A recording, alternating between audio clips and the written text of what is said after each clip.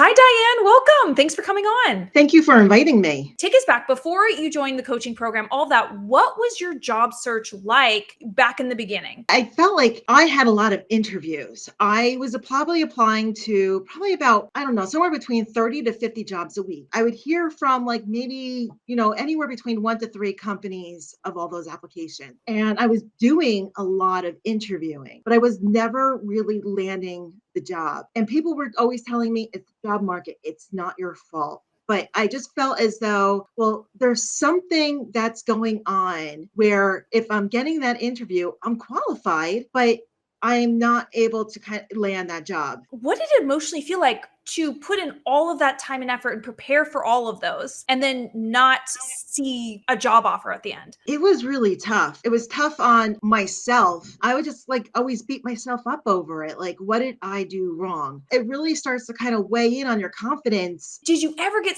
any sort of a glimpse of what was going wrong? I did get feedback once, and one of the questions I answered, they weren't really confident with the way I answered the question. Even though I knew the subject, I wasn't putting the right framework together for it. I could do that part of the job, but when I answered that question, the hiring manager didn't really have confidence that I could do the job. I listened to a lot of your interviews, right? And gave you tons of feedback. And I remember talking about that with you of Diane, you clearly are skilled in your profession. You clearly know what you're talking about, but it was that shift from, kind of saying a bunch of things to sounding like a leader, sounding like someone who really has a vision for this role.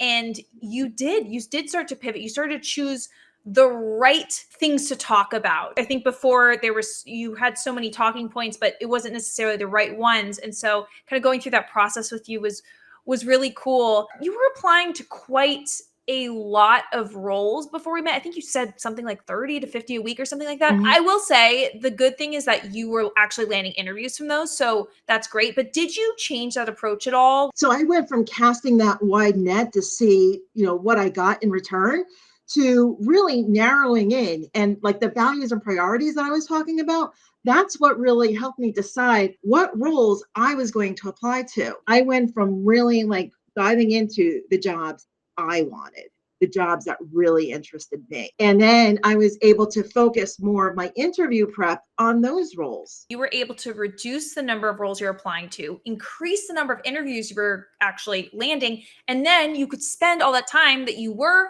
sending out applications before preparing for these interviews and then starting to knock them out of the park. Mhm. And this is really important for everyone listening. The cost of doing busy work in the job search is extremely expensive, right? Just pushing out applications and not doing effective strategies, that is eating up time that could be used in a better way.